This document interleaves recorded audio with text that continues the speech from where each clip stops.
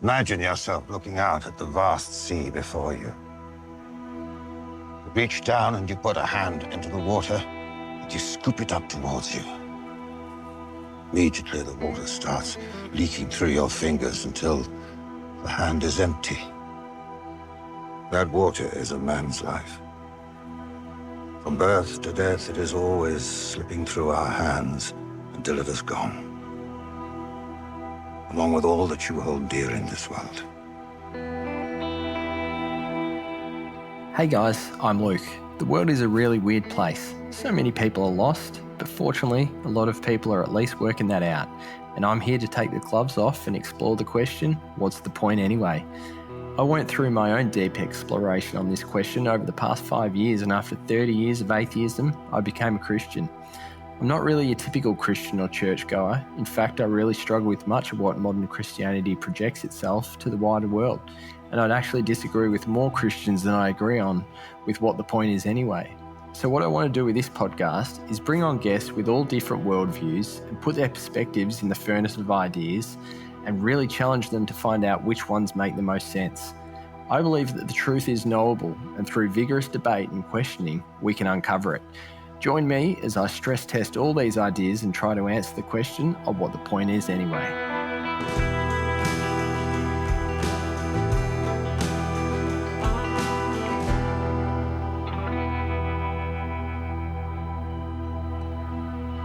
Welcome back to What's the Point Anyway? Joining me today from outside Asheville, North Carolina is Rick Welch. Rick is a business owner and host of the wildly popular podcast, The Burros of Berea, a show that I was fortunate enough to feature as a guest on.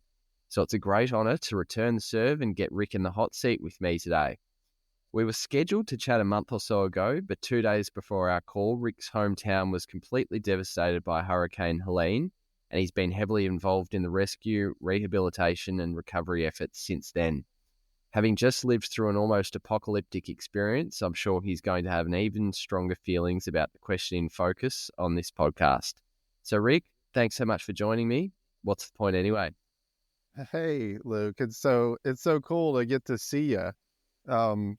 You're right. It was a life-changing event. So what's the point anyway? Well, I would say survival to start. And then, honestly, in my opinion, it's to love one another. It really is to love one another. I got to see people from all walks of life, different faiths or no faiths at all, coming together, working together for the greater good of all mankind. It was a beautiful thing to see. Very, very few outliers that were causing problems, but most of it was very positive and still is. It's still going on here. So that is really, it was very eye-opening. That is really an eye-opening experience is what I'm trying to say. And it was just, It was beautiful. It really was very touching. I got to, a lot of my atheist friends were, like Andy. Andy cried the other night when we were recording. I was like, oh yeah, we're getting to you, buddy. So yeah, Andy, for people that don't know the show, Andy's I'll definitely put a link to the show in the show notes. And it's a fascinating show, and what I think you're 200 odd episodes now, but you're obviously Christian, but your co-host Andy is just an atheist, yes. A staunch atheist. So it's a really interesting dynamic. But the show is based on sort of studying the Bible, and you just have Andy there as the atheist. So yeah, it's funny. It really wasn't intended to be that when we started it. It was supposed to just be a Bible study between Billy Kimsey and me. I mean, Billy said, "Hey, I've been to church my whole life. I don't really know a whole lot about the Bible. I know you've read the Bible several times. Can we talk about it?" And I was like, "Sure." And he said that he had difficulty remembering things. And I was like, "Why don't we record it? Then we can always go back. And then I can go back too, and I can listen to where I was wrong or how I have changed or whatever." It was very fun. But then Andy, who is one of my great friends, he did all my sound for my films that I made. And I've known him for 20 plus years, 25 years now. And, I said, "Hey, do you want to pick up a mic too and just chat? There's no sense in you just sitting there watching us talk." And it kind of grew from there. And then it grew like gangbusters, which is funny, Yeah. It's, I listened to the first episode of it, and it's, I think most podcasts, probably if they go back and listen to their first episode, in retrospect, they laugh. But it definitely sounded like that. It was very grassroots. You just sort of put it together. And I think you said then that you gave Andy a microphone, but I think you almost decided on that sort of halfway through the episode, didn't you? It did. Yeah, I was Yeah. like in the midst of it. I was like, Andy, do you want to grab a mic and just jump in here with us? Just because I know Andy well enough to know that he would have some insight, and Andy is not dumb. Andy's an incredibly intelligent person, and he's a thoughtful person too. He's very liberal in his thinking, which I know from myself being very conservative, that he challenges me. But I got to be honest with you. I mean, there have been times when I've learned some valuable lessons from Andy. Yeah. And it's been good. He's helped me think like a human instead of a robot. Yeah. Perfect. So you said then, Rick, and I love your answer, and it's probably a similar answer to what I'd give, and it's a similar answer to what others have given it as well. But the point is to love each other. Mm-hmm. Would have you given that same answer 2-3 months ago before this event hit? And then maybe you could talk through some of the stories over the last 6 weeks about how that's really solidified your worldview. That was not the truth for me prior to meeting Jesus Christ. I didn't really, it's not that I hated people. I just didn't care. I was very, much like the atheist comedian Anthony Jeselnik, I was an apatheist. I had more apathy towards the world than I did care, Yeah. Especially about others, no matter where they were in their position. But after I met Jesus Christ, over time, he taught me. And how old were you then, Rick? Well, I met Jesus when I was 10. So, through a Baptist church that ran a bus ministry, but it really didn't sink in until after I had children. Whenever my wife and I had children, and I started seeing these little humans that I wanted to train up, I asked myself, do I want them to be like me?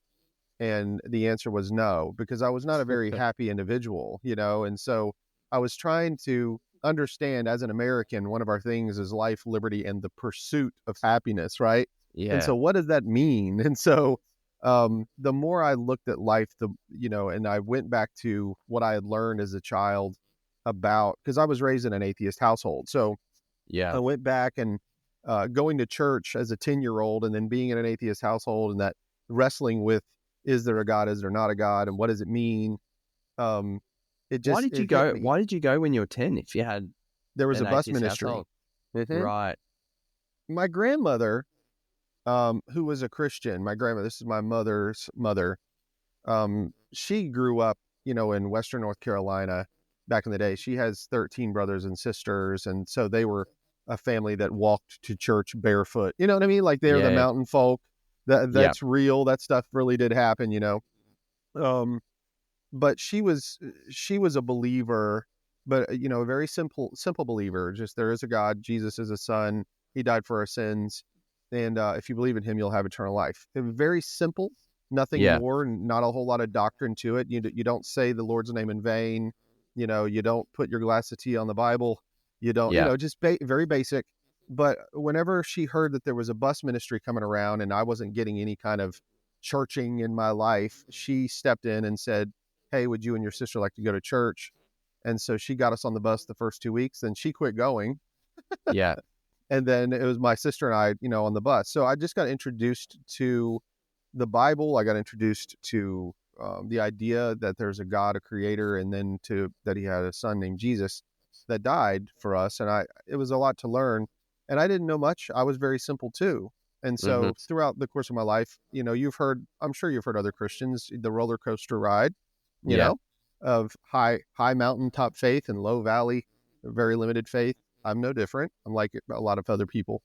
But after my children were born, I got serious and started studying the Bible. And one of my pastors, I went to several churches, but one of my pastors, Pastor Philip Trees, he had a class called What is the Bible and How Do I Apply It? And I went to that class, and it rocked my world, because I just had never really thought of the Bible as an application-based thing. I just thought of it as ancient stories where we could learn decent morals. And boy, was I wrong. And then I, then I studied a lot from that point on, and I developed a passion for it. I loved reading the scriptures, so that's Yeah. how it happened. And then, I stayed with a foster family for a while, and they were atheists, hardcore atheists, Right. and they were like teaching me how to argue against the idea of God. And so it was a really strange dichotomy, because in my heart I knew him and he knew me, but everything outside in my brain was like a cacophony of noise and doctrine and science. It was really weird, Yeah. you know. Interesting. Do you mind me asking how? So you mentioned you were with a foster family. Then were you still with your parents when you were 10 and you first went to church? Yes. Or you had? Mhm. Do you mind me asking what was a series of events that sort of led you to Yeah, it to was. ending up? Sure. Yeah, it was a combination. My mom and dad, whom I love dearly and have a great relationship with now. Everything is Yeah. wonderful in my family. But then they were struggling with drugs and alcohol. My mom was. I have this little bug that keeps flying around me. I'm sorry. Did you get it? Did you get him? I don't think so. He'll be back. He'll interrupt me later. But anyway, my my mother and father were 15 and 16 whenever I was born. And Yeah. so, and they're still together. They've been together all this time, but they were kids, Yeah. and trying to figure it out. You can only imagine what it's like to be a kid facing the world with a child, and not having an education, and it was a struggle for them. And so a lot of times they buried their feelings, in alcohol and drugs, because Yeah. it was hard to manage life. And I wasn't taken out. This foster family was just because it was a friend that I had for years, and the family just took me in when things got tough at home. And then Yeah. I lived with them. I started staying with them on weekends, every weekend. Every weekend I started staying, and then eventually I just stayed there. And Yeah. so I call them a foster family, and I call them like my family, even though they aren't. But look, Yeah. they're a family that are not your blood. I've learned that myself, Yeah. So that's how Yeah. that happened. But she was a very staunch atheist, and by she I mean mom too. And she would sit in her chair in the den, and me and the brothers would sit on the floor, kind of like a guru sitting there listening, coming down from on high, all of the reasons there was no God, and I learned how to argue the point, but I wrestled with it because Jesus meant so much to me as Yeah. just as a believer. And when God awakens you to that, it does not go away. Not the Yeah. true awakening of Christ in your heart. That the Holy Spirit just never left me or forsook me. And Yeah. so I wrestled with those things in my brain, but always knew in my heart that he was real. Yeah. What were Mhm. the I mean, as you're a teenager, you're sort of going to this church and you have these people who you love, you respect, and they're clearly clever and they're making strong arguments. What were some of did they say things what were some of the best things they said that sort of put doubt in your mind? As far as the existence of God, Yeah. yeah, I And mean, did you start to believe them? So you obviously had this sort of, you mentioned this sort of feeling in your heart that Mhm. you knew he was true, but did doubt start to creep in? Of course, yeah. I mean, Yeah. a rational thinking mind says I'm talking to a great man in the sky that I can never see, who sometimes Yeah. we blame for our problems and sometimes we don't. That had to brutalize his own son in order to make things good. They had to teach me that I was a liar so that I could feel bad about myself. I mean, there was all kinds of arguments that Yeah. Yeah. made it valid to me that God didn't exist, and we're all just trying to make up stories to feel better about ourselves or what happens after we die. Yeah, I mean, Yeah. that was. So what does happen after you die? That was the question. So what is it? What is heaven exactly? Because the Bible doesn't really define it very well. Mm, And so how do I define it if the Bible doesn't define it? And so, as a child, it's like, it's going to be blissful and wonderful, and you get to see all the family and all the things that have already gone on before you. And, I remember mom too saying, well, if heaven is what makes you happy, then dad's going to have a bar on every corner. In other words, that's what made dad happy, right? And so it's like, oh yeah, I guess that's true, but that would be wrong. And so my little mind would get twisted very easily. But, to say all of that, I could not ignore what was going on inside my heart. It was more, I don't know how to explain the brain heart connection. I know the heart is the brain, but at the same time, it's like this gut. It's weird, but something about the name of Jesus Christ is different for me. It always has been. From the moment I heard his name to today, there's no other name. There's no other name that does that to me. Yeah. And Jesus of Nazareth, not Christ is not his last name. That's what Mom Sue taught me. Yeah. So you mentioned, I mean, I was similar, and I think I definitely took a very different path to you. But one of the key moments in your life was that led you towards faith was having kids, and I was similar. I mean, kids for me was the first time that I really started to think beyond myself, which I think there's definitely a lesson in that. Do you want to talk about some of the key moments that led you away from faith? Because I know you've had a roller coaster and a rocky journey. What have been some of the points that have made you really sort of question it and waver in your faith? I think suffering was the big one for me, because there was always that question of, if he's such a great God and he loves you, then why must you suffer?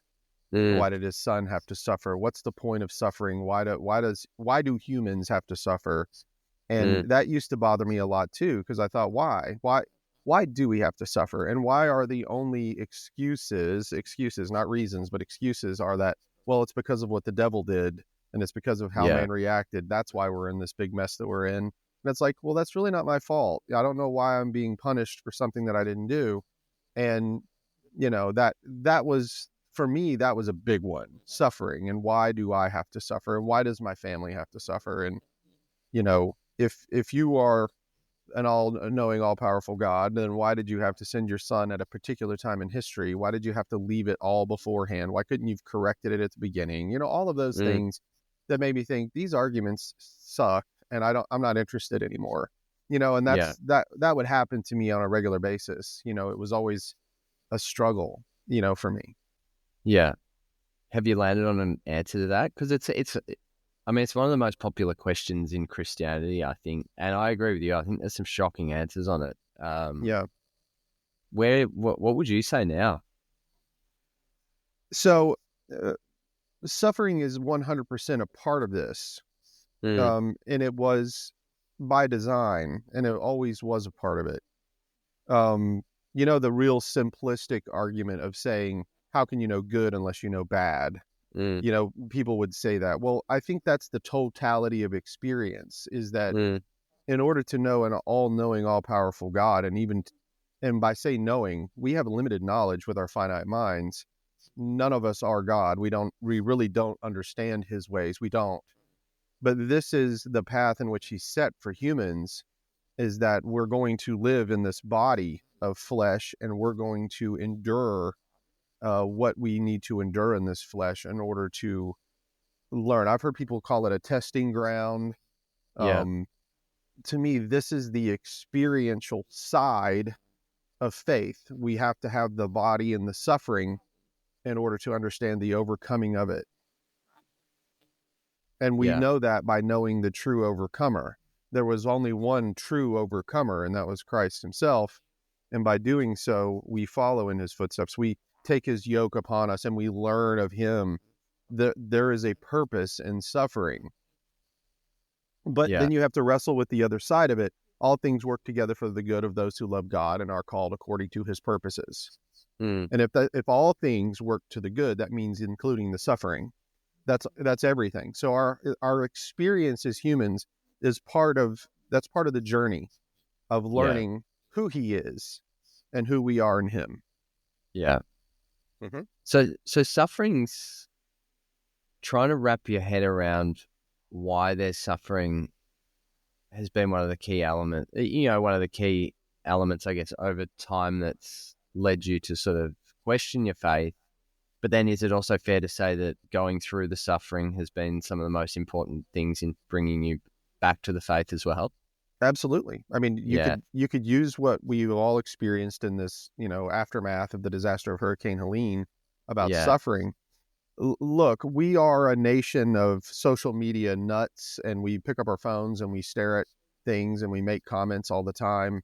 But when all of those things go away, and they did, because we didn't Mm. have access to the internet, we didn't have social media capability, and suddenly you're forced to get to know your neighbor. How can you love your neighbor as yourself if you don't actually engage with them? Then it becomes Yeah. ideas rather than put into practice. See, and that's Yeah. the thing. We've become a nation of ideas, and we've stopped the interaction with people. I remember Yeah. Steve Jobs created, this technology in order to bring people closer. That's the most idiotic thing I've ever heard. It's not even close to being real. He was a tech giant and he was driven by profit. That's why he did it. It had nothing to do with bringing people closer. In fact, we all know that it made us farther apart. Now, Yeah. I can talk to you, brother, all the way in Australia, which is a beautiful thing. I can talk to my other family too. But there's nothing quite like going out and handing your neighbor a bottle of water when they don't have it. And Yeah. then, or to have them hand it to you and to be able to receive. Jesus says it's more blessed to give than to receive. But, I agree with that. But do you know, it's also very humbling to have to receive something when you don't have it, and you have pride and all of these things. Yeah. Yeah. So Yeah. the suffering that separated us from all of the technology and made us focus on the humanity around us was such a huge lesson to me that made me realize I've got to get out from in front of this, phone, and I need to get out there and talk to my neighbors and talk to my community. It's Yeah. huge. It's a huge lesson. Could you talk through some of, yeah, because I got a few updates from you on Facebook. I'm on the total other side of the world. So we only get, I think everyone knows that there was this crazy sort of hurricane that hit North Carolina, but a lot of us don't know the details of it. Can you share like some of the stories and experiences that you've been through and some of the most powerful that have really sort of hit you to your core over the Sure. last couple Yeah. of months? Yeah. So first off, most people, I don't think they understand exactly what this event was. It was Mm. a Category 4 hurricane that hit the coast of Florida, and due to the weather patterns and the way things were set up, it literally, like a vacuum cleaner, sucked that hurricane up really fast through the southern states into western North Carolina, and then a front that was on the top and the jet stream that pulled it up stalled that storm right over our area. So we had as high as 110-mile-per-hour winds. And if you can imagine standing around a bunch of trees, what that means for you, because it's blowing every tree around. But prior to the storm hitting, the Thursday night, the 26th of 26th of September, my gosh, time has flown by. The 26th of September, Thursday night, we had already got an outer band due of rain from that hurricane. And so it already started flooding here. And what happens is when you get a lot of rain, it softens up the ground, and all these massive trees and these mountains and Mm. stuff, they start to have little small water flows, here and there, draining off the water. But then when the massive amount of rain, 30 inches of rain in 6 hours, is unheard of in this area. And it was devastating, because what it did was it generated landslides. It knocked over trees, which of course took out our entire power grid. It buried people alive. It sucked houses off the mountains into rivers and wiped out entire towns. I mean, Chimney Rock, which is 9 miles from where I live, was completely wiped out. Bat Cave, people were trapped there for, some people still can't really even get to their homes now. Businesses completely devastated and lost. Some of them will never return. Some of them are going to try to rebuild. But it basically it filled up all of our dams to the point where they're about to break, and they had to release some water. And when you release that much water down through these valleys, it's just absolutely devastating. Yeah. And so it's affected me. It's affected my business, as far as there was a business down on Swananoa River, which got completely obliterated. They're a gas company. And so a lot of their bottles, of these gases like CO2 and propane and stuff just went down the river. Yeah. They had to move. And so they moved into a building that I'm in, and then we're moving into a new building to try to accommodate. But there's people that I know, of course, family that lost their lives. Not my family. These people that I know, their family lost their lives. And we're just talking about just a couple miles from where I live. And Yeah. there's still effects after the storm. But look, when you see these things on television, like I have, you look out, out in the Midwest and they have a tornado and you see an obliterated town, you look at the image and you're like, oh, those poor people, that's terrible. And then I go grab a Snickers bar and a Coke and go back to work. You know what I mean? Like I'll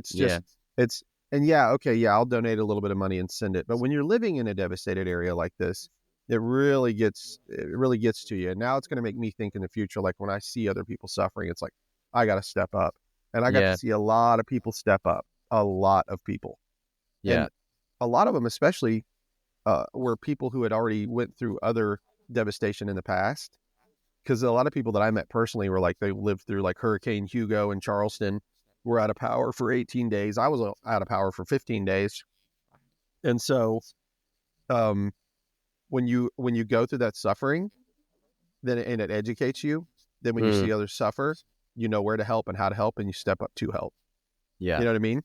Yeah, definitely. I'd like to, so I was listening to, and I'll put a link to this in the show notes, you guys, the Bureaus of Berea. How many have you got on the cast? Because it's a bit 7. of a revolving cast. Yeah, so 7. It is, yeah. We have 7 total, but we're not always there at the same time, which makes Andy happy because he doesn't want to record 7 people at the same time. But that's, as it grew, I learned that was a good thing, that the conversations will shift and change depending on who's in the room. And definitely. So it's been good. If you can make it, great. If you can't, there's no judgment. We're good to go. Even if it's just me and Andy in the studio, it doesn't matter. We're good. Andy has to be there because I pay him, so. Yeah. So, there was, and this is sort of related to a comment Andy said, but I mean, you said at the start that, the point is to love one another, and you really saw that over the last 6 weeks from people of all faiths. And, Andy, who's sort of atheist and very much sort of, I guess, a humanist sort of worldview, says that, he believes that man is ultimately good. The Orthodox Church, we've all heard this idea of Christianity that man is wicked and sinful, and deserving of eternity in hell, and the only thing that can make us good is Jesus Christ, right? Yes. I know you're a bit like me. We're sort of contrarians on just about every area of orthodoxy, and that's cool. Yeah. But where do you sit on it? Both, I mean, you've experienced this yourself, and you've already said that people of all faiths showed incredible love and compassion and humanity. Where do you sit on it sort of experientially, and where do you sit on it theologically? So let me start with theologically, and then I'll tell you about the experience, okay? Yeah. Theologically, if everybody wants to go back to the garden, the tree that caused the fall of mankind was also called the tree of the knowledge of good, not just evil. It was good and evil, okay? So you can have a knowledge of good, and mankind can be good, and that's a wonderful thing. That doesn't necessarily mean it's right in the eyes of God, okay? Our definition of what is good and what is evil is silliness in comparison to the holiness of God. So theologically speaking, thinking that mankind is inherently good, I would agree with. I have witnessed that experientially. That doesn't mean that it's good enough for God. It just means that it's good. And the knowledge of good that we have, like, oh, that's good, that's a great knowledge, it doesn't mean anything to me. That is what we know what the standards are. As Christians, we know what the standards are. We cannot meet those standards. If we could, we wouldn't have needed Jesus to start with. Yeah. So God sent his son to solve and resolve that problem. And he did in the person of his son. And so, yes, I think that mankind inherently is good and I think there are outliers that are evil that cause disturbances in that good, but none of it matters in regard to my faith in Christ. My faith in him is because he is the ultimate of good and I am not. And because I trust him, then my problem is resolved. And that's called grace. And that's what I'm thankful for. But do I believe mankind is good? Sure, I do. Of course I do. Yeah. And I've seen it. I've watched it and witnessed it. I've seen it my whole life. Are mankind evil? Of course they are. I've seen it. I've witnessed it and experienced it my whole life. So it's not about good and evil. It never has been. If it was, then God would have just left Adam alone. But he didn't, did he? Exactly. I think it's such an important point that the knowledge of good and evil means, can man do good? Yes, man can do good. Can man do evil? Yes, man can do evil. And sadly, we focus so much on the evil part that we lose. I was listening to a podcast today from, I think it was a believer and a non-believer, and they was talking how so many people are put off from this idea where you walk into the Orthodox church and you hear that you're just this wicked, sort of repulsive person that doesn't deserve anything. And I think we miss the whole message of grace and turn it from something beautiful into this sort of carrot and stick that's not really that desirable. Yeah, can you imagine if you walked into a church and said, listen, you all are incredibly good. You are wonderful. You are fearfully and wonderfully made. You are good. And I'm thankful that you all are so good. Do you want something better? Because there is something better. There's a better country. There's a better person. There's a better thing. It's called grace. And it's something that you need to understand in your relationship to the creator of all things. And, that would be a very positive experience. Would people respond to it? I don't know. Possibly there would be some that responded to it. Most people respond to the whip. It's unfortunate, but, we're very animal like that, aren't we? We certainly are. I'm going to ask this question. My tongue's in my cheek a little bit as I say it, but I think so many from the outside, as a result of this, look at Christianity as some sort of form of moralism. And looking at you, you probably fit the bill of one of those nice guys that has it all together. You live in a house with a nice picket fence and keep those 10 commandments. Is that an accurate statement? Not a chance. That is not an accurate. First of all, I don't have a picket fence, and if I did, the trees would have destroyed it by now. But I do live in a nice little modest brick home with my wife. Very happy. But I've been married and divorced twice, and married the third time to my third wife. So no, I'm not your average run-of-the-mill good guy. I've had my moments. Yeah. How long have you been? So have you got 3 kids? I do. I have 3 children that are mine, and then in my second marriage, I had 4 stepchildren that I still have a very good relationship with. So I have 7 children together. Yeah. And then Holly, who's your current wife, no children together. We don't. She doesn't have any children, and we don't have any children. Yeah. Met later in life after you've made all your mistakes. Yeah. Oh, I've still got plenty to make, I promise. I'm only 49, so I've got a good, who knows how long the Lord will allow me to be here, but I'm sure I'll make plenty more mistakes to learn from. Yeah.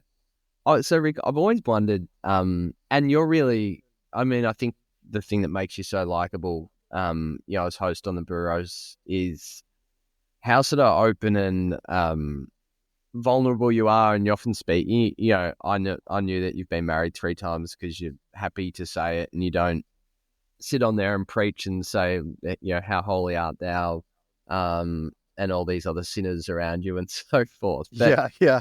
You speak a little bit on the show about this period of time where in your life where you really, really went away from the Lord, and people would have looked at you and would have had no belief whatsoever that you're a Christian. Yes. Can you talk a little bit about that experience and what was in your head through that period of time? Yeah, it was right after the divorce, and my first wife and I, who we had our children together. It was during that divorce. I went through a 5-year, the dark ages of Rick Welch. Okay, where I didn't care about God. I didn't care about anything. I just knew that everything that I had worked for in my life, I had lost. My family was destroyed. My kids needed therapy from it. There was so much heartache. How old were they then?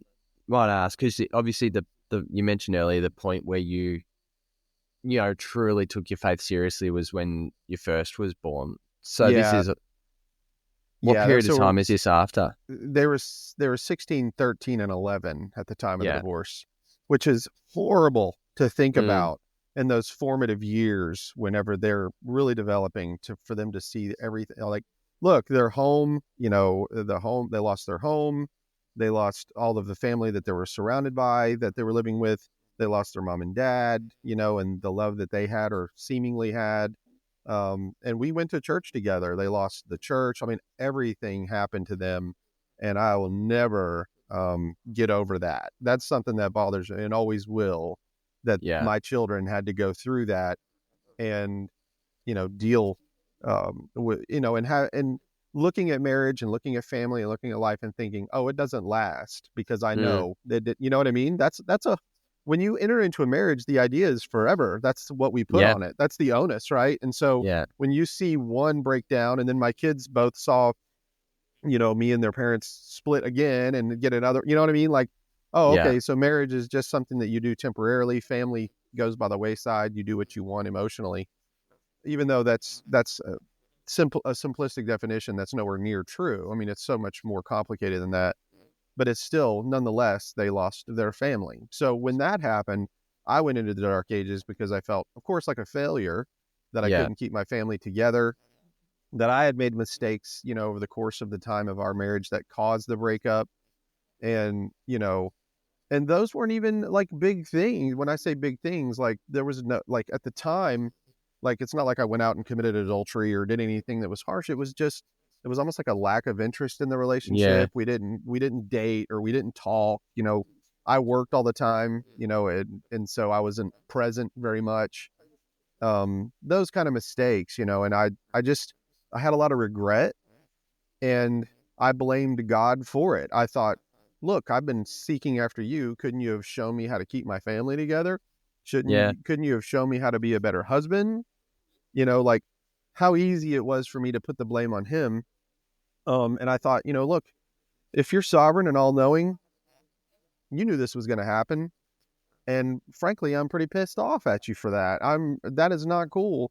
And so then I thought, maybe he's just not even there. Maybe that's what's going on, So when I see people like Nigel Taylor who have put out things like he went into a period, I totally understand that. And I think a lot of people do. I just think not a lot of people talk about it. Yeah. It's almost like it looks like a weakness. I don't think it's a weakness. I think it's a strength, actually. Yeah. You got to go through. That's another part of the suffering where you learn what it means to take his yoke upon you. He's the one that drug me through that 5-year period. It just took me a while to see it. Yeah. How did your faith change through that period? Well, it was before then, it was like a surface type faith where we were going to church and doing the church, doing the things, like making sure that the kids were learning about Jesus and Jonah and David and doing the things, it was very surface. It was just living life and doing life. And it was a Sunday expectation. But then after that, it became more of a 7-day expectation. It was something that I realized that it was more than just a duty. It was about a relationship and what it means to have a relationship, and how relationships are not one-sided, that they're two-sided. And the only way to have a relationship is to both be engaged. And I saw how the Lord was engaged in my life, and I began to understand that. And I also saw how I kept denying that relationship, much like that was causing a failure in my marriage, was also a failure in my relationship toward God, because it was very one-sided a lot of times. I don't blame my first wife for coming to that conclusion after so much time. In fact, I acknowledge it and realize, there are more things that I could have done in that relationship to make it stronger. I just didn't. Yeah. Regardless, whether it's out of ignorance or not, it happened, the experience happened. And so I learned from that, and I realized that a relationship is two-sided, and I've got to get involved in that. Yeah. Yeah. I mean, divorce is such a significant thing. I mean, I was a child of my parents divorced when I was, 7 or 8, and they were, I don't know, they both listen to this podcast. I'm not sure where either of their faith is. They're probably believers to some certain extent, but we were more or less a atheist family household growing up. But I've heard several Christians talk about it, that they're like, I can't believe here I am, a Christian man who believes in the sanctity of marriage and believes in God and tries to follow everything, and here I am divorced. Like, I can imagine it being like a pretty crazy thing to try to process against your worldview. Whereas if you're secular and you don't have faith, then I think you can justify a divorce because it's, we fell out of love, whatever. we're moving on. I'm following my new desires. What happened the second time? So that obviously shattered you getting divorced the first time, and that started to change your faith. What was in your mind? Yeah, I'm not sure how much longer it was. You're like, hang on, here I am again. Well, I was married the second time for 7 years. And again, if you've listened to the podcast, you know I don't disparage her. Yeah. I divorced her, and for the reasons of which they are, I won't discuss it. And I never did discuss it. I had reasons, and I did divorce. And to say, I made it very clear from my wife, Holly, I don't just stop loving people. Okay. Like my love, I still have love for the first wife and the second wife.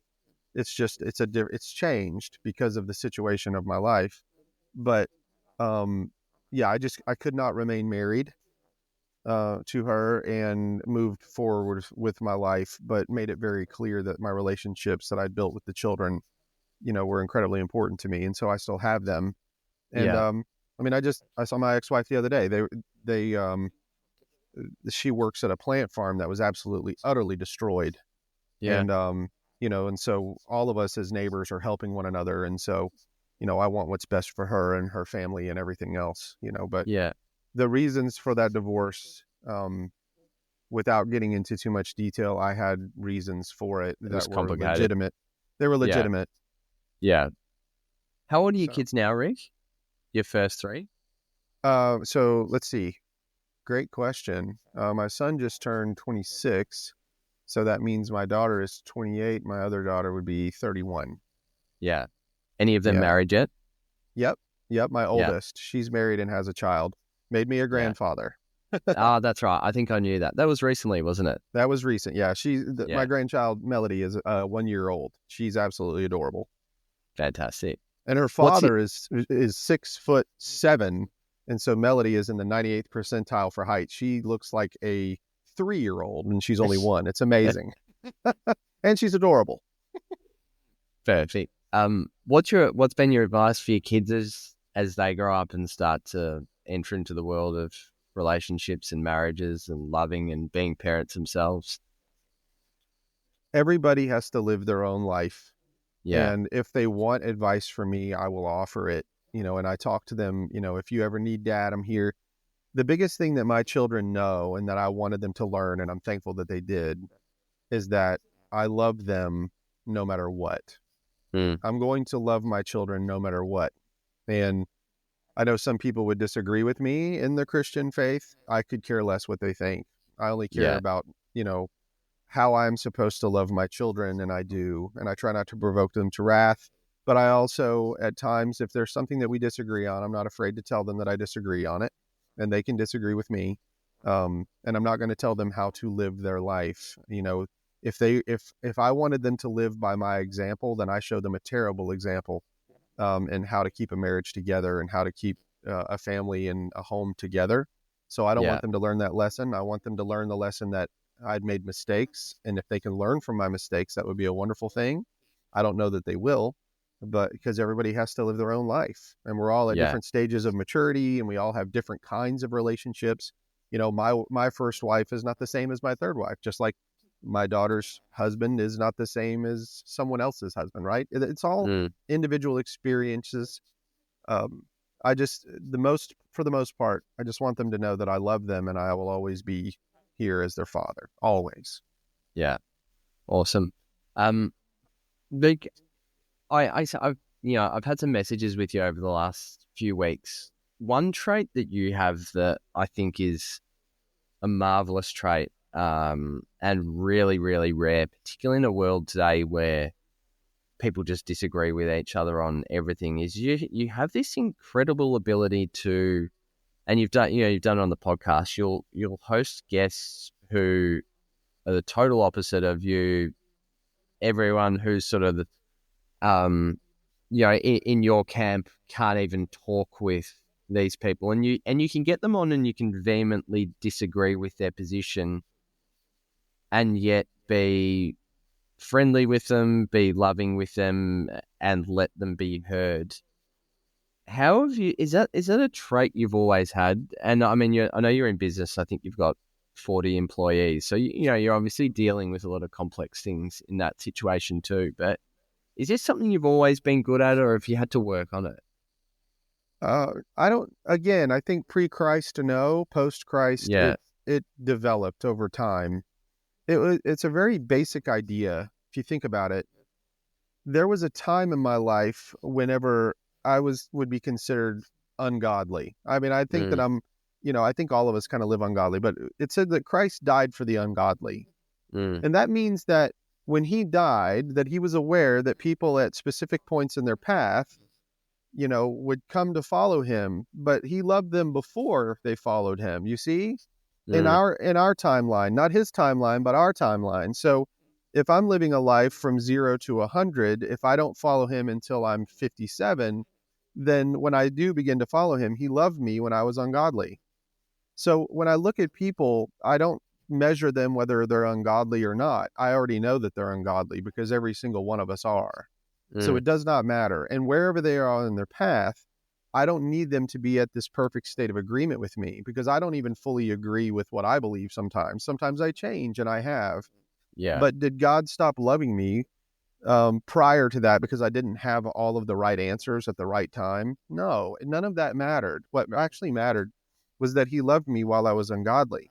And nothing can separate me from that love. And so if he tells me the two greatest commandments that they discovered in the law, Jesus confirmed this: to love the Lord your God with all your heart, soul, mind, and strength, and to love your neighbor as yourself, because it's like it. That those two. But what did he do? He told his disciples there were two more. He said, they will know that you're my disciples by how you love one another, which are the believing disciples together. Yeah. But then he also said, you've heard it said of old time that you shall love your neighbor and hate your enemy. But I say unto you, love your enemy. So love seems to be the answer to every single walk of life, right?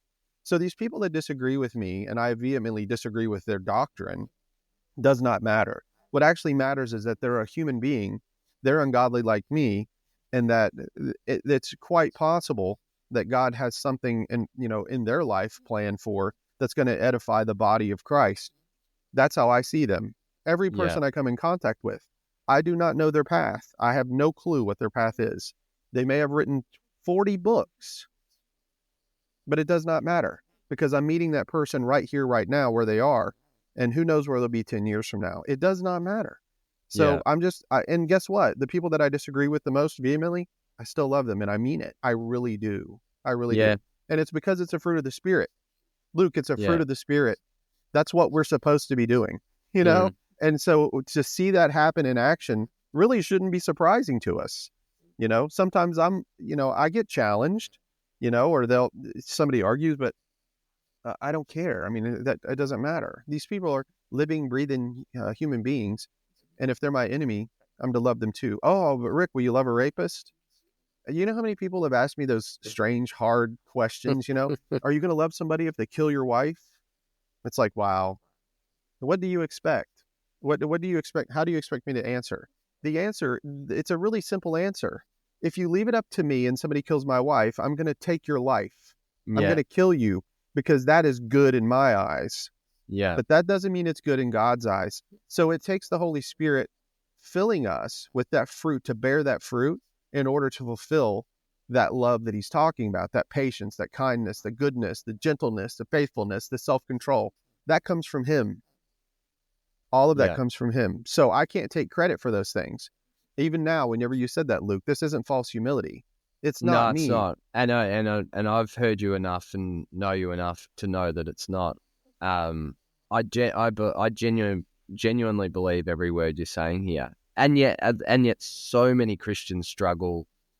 I think most would openly say it too. The hardest thing to do is to love your enemies. Sure. Yeah. I mean, we just went through a very crazy election in this country where people are so shocked at the outcome. And I'm not shocked. I've been in America long enough to know how things work. I understand the political theater and what's going on here. Can we be friends? People will say, not a chance, because we totally disagree. Well, that's fine. If you don't want to be my friend because I'm a conservative, then I guess that's the choice you're going to have to make. But for me, it's more than just politics. Life isn't just politics. To me, I think politics have become a form of entertainment, to be perfectly honest with you. Yeah, I think it's great entertainment. I get a box of popcorn and I'm telling you right now, I mean, there's so many people that they're so engaged in this, and it's life and death, man. And I agree that politics have a place in society. Government has a place in society. Taxation has a place in society. There are things that we need if we're going to try to maintain a civilization of some form with a a defense and borders and whatever in order to make us a country. But I serve a king. You see, I serve a king, and he is the king of all creation, and all nations are to come into him. And that's how I see it. And so I don't really get too worried about all of this hatred that I see. yeah, I don't really worry about it too much. But at the same time, whenever it starts to affect people's pocketbooks and they can't afford to feed their children, which is the state that America really is in right now, there's, I don't know if people know that the federal minimum wage is $7.50 an hour, I think, in US dollars.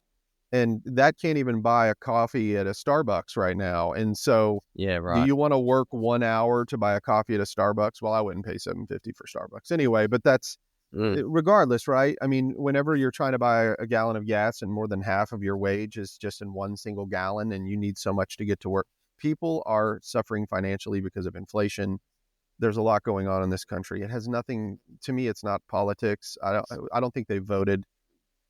My personal opinion on this, and then I'm going to move on from talking about politics. I just use that as an example of what this nation's going through, is that people vote based on their pocketbooks, and it's because they need to provide for their families. I don't think it's about greed. I think it's just about the basics. And after a while of not being able to afford to do what you were able to afford, 8, 12, 16 years ago, people just vote. I think they voted on that and were like, look, enough's enough. We need something to change. And if this is the only option we have, let's go with a different option. And the majority of America did that. He won the popular vote and the electoral college.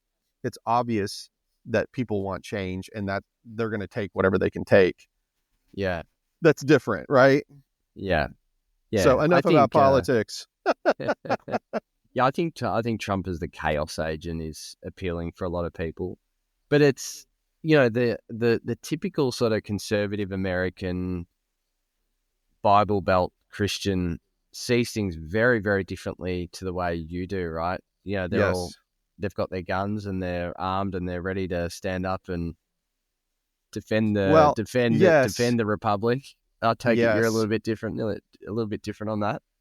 I am, but I have to admit, I bought a pistol. Now, I didn't buy a pistol because of defense or fear or anything like that. A friend of mine, a fellow full preterist friend of mine, Kelly Coy, who is he's an avid gun guy. He has a shooting range at his house, and I just happened to go. We have a Saturday night get together every other week with some believers, and it's so much fun. And we engaged there, and we went down to his shooting range, and he was shooting. He has these large steel plates hanging, at different distances. And if you shoot and you hit that plate, it makes this ringing sound. And it's so, it's so fun, like shooting and hitting that, bing, and it's so fun. And then I discovered a lot of my reasons for not wanting, arms in my home is because of, I've never really been trained with them. And I've heard so many horror stories of people getting hurt, and I don't want to hurt the people that I love because I'm ignorant of something.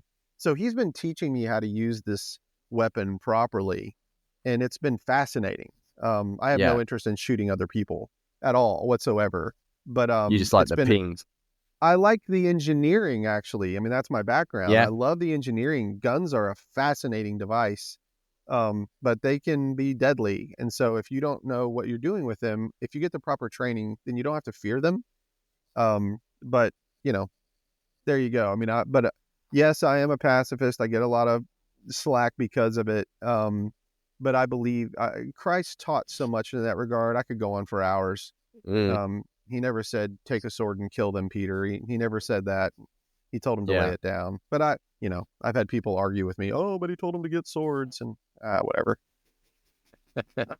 I think, I mean, our carnal desires definitely want to pick up a sword and have a gun in our pocket to defend ourselves. But when I hear people use scripture to try to say, it's love your enemy. But, if it's, if it's in this situation, then, there's a carve out for that. I think they're clutching at straws. Oh yeah. I mean, again, it's the knowledge of good and evil at Yeah. work. We want to put our spin on it. What did Christ say? He said, if you want to be one of my disciples, then you must take up your cross and follow after me. And at that time, and when he's talking to those people in front of him, he was going to a literal cross. Yeah. We might look at it metaphorically now and say, well, I'm going to the cross and I'm not going to eat that chocolate cake, like that's our version of the cross, so for them, it was very real. They were going to their deaths. And by the way, all of them did, save the Apostle John. They all went to their deaths to share this gospel that we have, 2,000 years later is still going strong. Yeah. And so it's obvious that what Christ meant by that was something far more than whether I should own a gun or not. It has nothing to do with that. It has everything to do with how far I'm willing to lay my life down for the gospel. And that's really what it's about. It's about the gospel. And what is the gospel? That Jesus Christ came and that he suffered and died and rose again, and that he did it for us. And that's something that all people, this should resonate with all people. And the only way I'm going to get it to resonate is for them to see that I love and respect them where they are in their path at this time. That's how I want to, that's the way I see it. And I've had the most response from it that way. And I've watched the Spirit work, and not only in me, but in others, by just following what Christ said to do. Yeah. Yeah, it definitely works. I've seen it in interviews you've done with people that have come on that are very adversarial, and then you have an ability to soften them. But I think you're right. I think it's not maybe it isn't necessarily your ability. It's you allowing the Spirit to work in you and do that.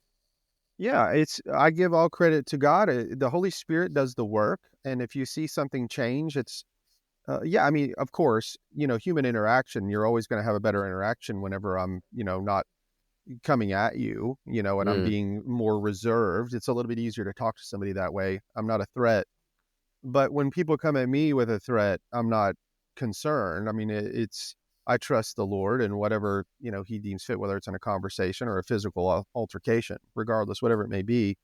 And so that's why when I tell people as a pacifist that I say, they're like, you're going to let somebody kill your wife and then, do all of these things to her. And it's like, no, I'm not going to do that. Why? Because I have because I also have this natural ability to protect my family. I believe God would want me to protect my family. Does he want me to end their lives? I don't think so. I don't think that's the point. I think it's to try to stop the evil where I can. Oh, yes, but what if you're tied up? There's always going to be a what if that people want to bring up to justify their actions. The fact is, we're to lay down our lives for others, and that is not an easy thing to do, and you can't do it apart from the Spirit. So when you hear of these people that are martyrs, they didn't do it on their own. We all give glory to God. That's why. And as an atheist, you can see that as weak. There was as a matter of fact, in our household, mom number 2, blessed are the meek, for they shall inherit the earth. And her answer was, about 6 feet of it. And I thought, interesting. So the meek are going to die and be buried. That's what you're telling me. Well, technically that's true. They'll inherit. Technically it is true. I mean, he said to lay down your life. Those who lay down their lives for my sake shall find it. Those who try to save their lives, they'll lose it. It meant a lot to them in the first century. We have to, keep it in its context. It meant a lot to them. So look at them as an example and understand what is necessary to share the gospel. You have to lay your life down, and that is a hard thing to do, and you'll never do it apart from him. You have to, it's with him, not without him. Yeah. Apart from him, we can do nothing. Yeah, agreed. So how do you find being a pacifist sort of in general too, and in your conversation? So like an example of this, I think is, I sent you the link, and I'm glad you've connected with him, Stephen Long, who was a recent guest of mine, who was a or not ex, he would say post Satanic Temple minister, lives in North Carolina, grew up in the church, homosexual, so like total opposite of Bible believing Christian today. And we had a really great chat on the podcast. And you did a podcast series, I think it was 8 episodes, with Tiziana, and there might have been others on the topic of homosexuality in the Bible. And basically, for 8 episodes, you disagreed in. I mean, we didn't really find out until the end, but you disagreed more or less entirely with Tiziana. And then on the final roundtable episode, you gave your views on it, which were sort of the opposite of hers. How do you find this balance of being a pacifist and letting the other people have their opinion, but then also, I know you got criticism from some people of, not defending the faith. How do you balance letting other people have their opinion, but then also giving yours and knowing that it's not going to be well received at times? Well, I hoped that if people would actually get to the end of that series, I met several people, especially at the Arkansas Eschatology Conference, that said, I stopped listening to your show during your Same Sex in the Bible series. And I said, that's a shame. You should have listened to all of it. Yeah. Because you'll probably find that I agree with your view. But you all need to learn a very valuable lesson, which is, how can you argue until you hear their side? If you don't listen, you can shut them down too soon.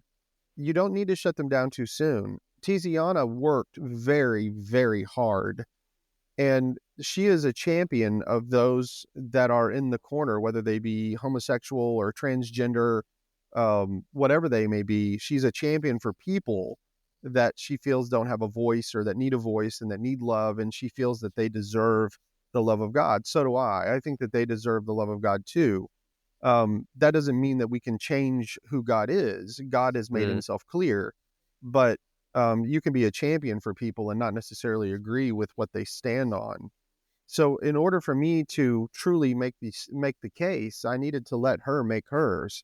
She had to be able to state it all. And I think Christians would do well to be quiet for a time and to listen, because you can't argue a point. If you just shut them down right now and say, I'm right, you're wrong, without even listening to what they have to say, well, they're not going to listen to you either. They're not interested because you just shut them down. And so I love Tiziana, and still do love Tiziana, and we disagree on certain aspects of this. But, for me, I believe that God made it very clear. He created the family, and he created the parameters of that family and what he expected of that. And then he also explained what was on the outside of the city in the new heaven and new earth. And that included those that were effeminate and of same-sex desire. And so what does that mean? Does that mean that homosexuals can't be saved? Have you lost your mind? This is a pathway, okay? Do they have to change and become perfect for me in order to think that they're... Look, guys, you don't know where they are. Okay, I haven't actually... I've only emailed Stephen Long back and forth, just, a couple times, and I intend on meeting him, and I haven't even listened to the full episode, which I need to. I want to. And I appreciate what you're doing, Luke. Let me say that. I appreciate what you're doing, because you're getting down into the meat of this, and I think it's a very critical thing, and we need to do this as believers. We really need to get down to the reasons why we believe what we believe, but also not be afraid. No, don't be afraid to listen, and you're not, and I appreciate that. But I disagree with the outcome of Tiziana's study, and I love Tiziana. So what do I do with that? Well, I explained myself thoroughly at the last, episodes of what I truly believe. And I believe what I believe because of the scriptures. And that's it. That's really what it boils down to. But I'm not, if I have, somebody asked me, well, what if your child was a homosexual? I said, I will love my child. The end. Yeah. I'm not going to explain. Well, you don't love God enough. Says you, pal. You don't know me. You don't know my relationship with the Lord. I'm going to love my children regardless of whatever they are. And they know that I will love them regardless. What happens with eternal life and all of that. Look, God doesn't have any grandchildren. We need to remember that. God doesn't have any grandchildren. God has children. That means that they have a relationship with God that is far more superior than what my relationship is to them. So they will have that individually themselves with God, not with me. But as their father, I will love them on this earth as long as I'm breathing. So that's it, So I'm okay with having these hard subjects discussed. and I will eventually stand on mine, but I'm not going to do it without listening first. Yeah. Yeah, I think it's great advice. It's not something I do naturally. I've learned a lot from you, Rick. And I really appreciate you. Uh-oh. Hey, I've just taken the good parts and thrown out the bad parts, don't I? Yes, that's good. That's good. But no, it's I mean, you see the fruits of it. There's no way I would have sat down and had a 1-hour conversation with a homosexual Satanist 5 years ago. There's just like absolutely no way. And then I did it last week, and we had a great chat, and we'll have another great chat. And I consider him a friend moving forward. I completely disagree with what his views are, but that's fine. We don't, the world would be it'd be a boring place if we all agreed on everything at all times. But yeah, I'm working on it as well, and I mean, I've got family and I've got friends that listen to this episode and they're like, "Hang on, we know you, and you haven't listened to our point of view in the past, and you've shut us down." And I take full credit and responsibility for that. I haven't, but it's something that I'm working on, and the podcast has actually been really good for me. And I didn't intend actually when I started doing it to go into these different topics and different people with totally different worldviews. I thought initially it'd probably mainly be just talking to Christians, but I love where God's leading me with it. Yeah, and I learned the same thing on my podcast too. Like you said, I mean, it had a very grassrootsy feel, just very earthy, not programmed. We actually tried to do it programmed later and just culled it because we were like, this is garbage. Let's go back to just having conversations. But you have to know where a person is coming from before you can really introduce them to what you know. And they already feel, most people who are outside of the church already feel like they know the church because they've endured certain aspects of it. Because especially in America or in the Southern Bible Belt, where everybody thinks they know God, and they know the church because they've experienced it. We're involved in their governments. We're telling them what to do, that they can't drink on Sundays. Like we're doing all kinds of things like that. Okay, so we already know what the church is like. But what I'm trying to explain to them is that they have the wrong interpretation of it, just like I most likely have the wrong interpretation of who they are because I haven't truly listened. And so if I truly listen to you, then will you truly listen to me? Can we have that kind of a conversation to where I can hear you out completely and not just come at you with this disagreement that you're a sinner and you're lost, just going with that and saying, look, trying to explain who you are in 2 sentences is ridiculous. I need to let you explain who you are. And then if you're willing to engage with me, then let me explain who I am in Christ. And I will. And just, let's try to have that sort of genuine style of conversation. That to me is, we read the Bible and the Bible is on like fast forward. It's like a 1.5 time, you know what I mean? Like we don't get to see the ins and outs. Like we see the highlights of a conversation. For example, Philip and the eunuch. He walks by a chariot, he sees him, he's reading, he explains who Christ is, and then suddenly the eunuch wants to be saved and he gets baptized and Philip disappears. I mean, that's what we read. But you don't know a thing about that eunuch. You just know that he's there, and you can put 2 and 2 together that he obviously has heard of God and respects it and is reading from Isaiah. So he's been involved with the God of the Hebrews prior to this. So you don't know the whole of his life, but all we know is that Philip was placed on that path at that particular time to share the gospel and that he received it. But you don't know the whole of the conversation. It's not like it happened verbatim exactly as you read it. It's giving you the moment in that man's life whenever he believed. So they might have sat down for 3 hours over lunch and had vehemently disagreed on each other, but Philip listened to him and heard him out and made some really good points that helped him to see a new perspective. But absolutely, we don't have those details. Mm-hmm. Absolutely. And I heard this explanation the other day and I loved it. And I would suggest to you for fun and for anyone who's listening for fun, if you've ever wondered, like, what was Paul preaching? Like, we hear that Paul preached the gospel, but he goes in a synagogue and he stays there for hours. And all we hear is about a boy falling asleep and falling to his death. And then, Paul raises him. But it doesn't talk about what Paul was really talking about. So try to imagine that Paul steps in, Luke is there, and that the book of Hebrews is what Paul is preaching in that synagogue.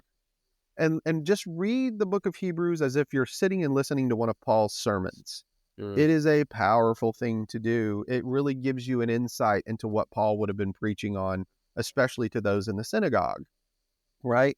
Now, time yourself and see how long it takes you to read Hebrews, and imagine that that's a sermon that you just heard from him, and then imagine all the conversations that came after that sermon when they were sitting around making tents together and talking. It's not at 1.5 times speed. You've got to slow down, and we need to listen to what people have to say. I think that's my take on it. Definitely. So, Rick, what's ahead for you? Because you're business owner now. You've got 3 of your kids that have they all left the nest? Yes. Yeah. It's just me and my wife, empty nest in it. Yeah. And you've got the Burrows podcast, and it seems like that's just for you, just like an awesome outlet and hobby. Mm-hmm. What do you think you want to be doing more of over the next decade? Great question. So this year is going to be new because I've been invited to speak at conferences. Yeah. Which is pretty new for me. I feel like it reminds me of something my brother said. Are you familiar with the term imposter syndrome? Imposter syndrome? Yeah. Have you ever heard of that before? Yeah, I know it very well. My sort of earlier life involved in sort of entrepreneurial circles. I think that's probably the genesis of the word imposter, where but I'll let you explain it. But I know the term. Well, I'm going to explain it in business terms as well. So you're probably this is going to resonate with you. So I was in international sales of medical plastics. Okay. So I went around the world selling plastics to people who needed them for whatever it might be: DNA sequencing, RNA sequencing, mass spectrometry, all of these areas of expertise that I know nothing about. So I'm sitting in a conference room with all of these doctorate level scientists that are asking me questions, and I just felt so out of place. And I remember telling my brother, I was like, I just feel like I'm out of place. And he said, have you ever heard of imposter syndrome? And I said, no. And he said, it's whenever you go into a room and you're around these colleagues and you feel like you don't measure up, you're the imposter in the room because you really don't know what they know. And I said, oh, so that's what I have. He said, no, that's not what you have. You're just inadequate because you don't really know what they do.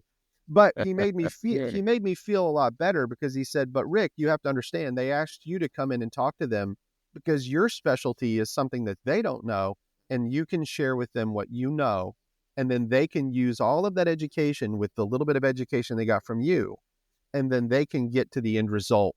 He's like, so yes, you were inadequate in regard to their education, but they were inadequate in regard to yours.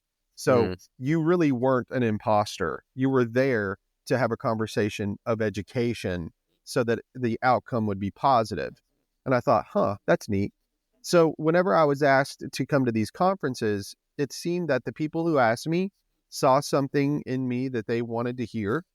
And so each one have asked me to bring not necessarily something that's involved with the theme of the conference, but just what the Lord's laid on my heart, which I think is interesting that they've asked me to do that. So that's what I'm going to be doing this year. And if that happens and it seems to be a positive experience and I learn from it and I enjoy it, then maybe I'll do more of that if I'm asked to do it. Otherwise, I plan on continuing the podcast because I love to study the Bible and to talk with my friends about it. And if it's a positive thing for others, then they can listen to it. And if it's not, they cannot. And I'm okay with that. Yeah.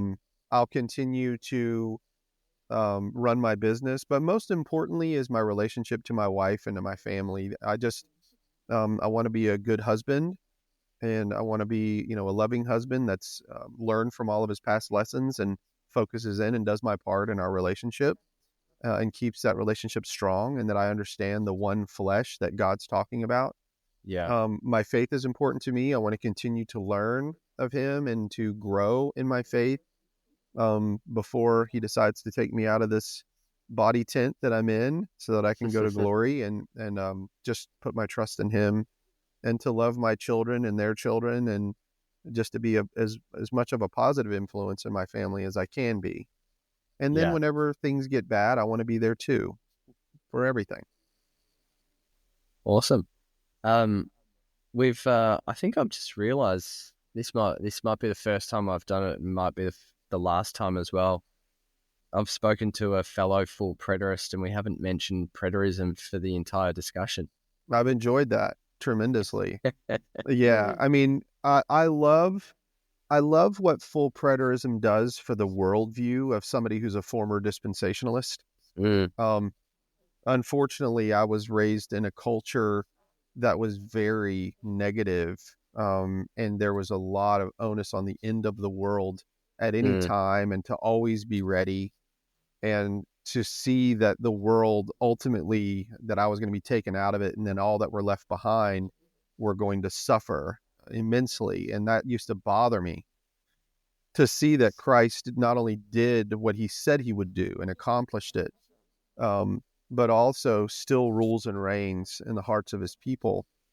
And that we are beginning to understand now, 2,000 years later, all that he accomplished, and that, that we are learning in time exactly what he accomplished. And we're still putting those pieces together to understand it.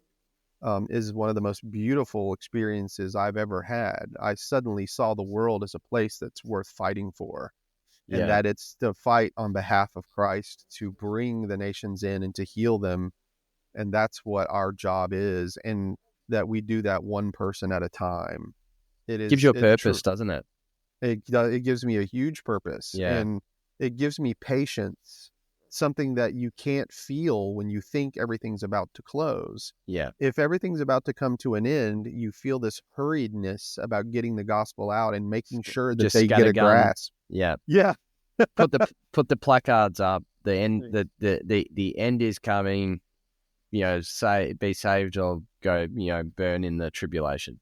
Yeah, absolutely. And you don't have time to talk to too many people for too long.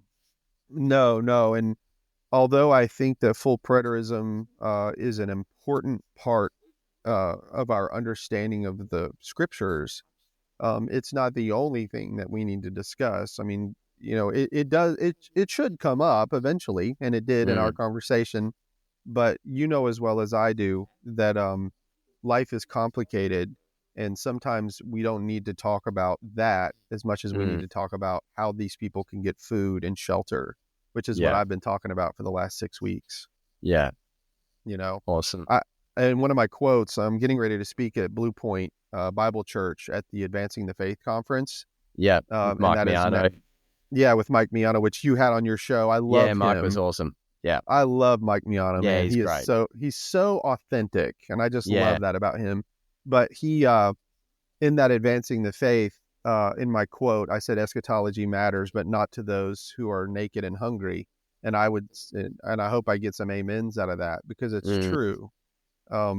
Eschatology doesn't make a difference whatsoever in somebody's life if they don't have water to give to their kids. And by the way, we still don't have clean water in Asheville. I mean, it's still, you technically can wash your hands with it, so that's a basic fundamental need in life that they don't have.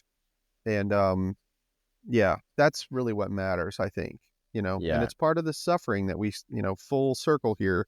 It's part of the suffering that we learn so much from. I think the next step I think you and I became, you've been a believer a lot longer than I have, but I think you might have become full preterist maybe 6 or 12 months before I did. And it's so rich from an intellectual perspective and also so clear. I think once you see it, I think it's one of the clearest things in all of Scripture. And Scripture is not easy. You know, it is a complicated book and with layers and layers of depth. But I think seeing things as fulfilled in that first century just makes so much more sense. But I think the risk of it that we all fall into, and I think the types of characters that have seen eschatology as being fulfilled all have similar traits. And we need to be careful not to end up just making it an intellectual stimulation and actually start using it to apply out into the world. Yeah, Joel Rosenauer said it best, in my opinion. He said, preterism has a great mind, but does it have a great heart or a loving heart? And Glenn Hill actually quoted him in one of his sermons, and it was deeply profound. And I agree. I mean, we're an intellectual bunch. We're really putting in the hard work of understanding what the scriptures are actually saying.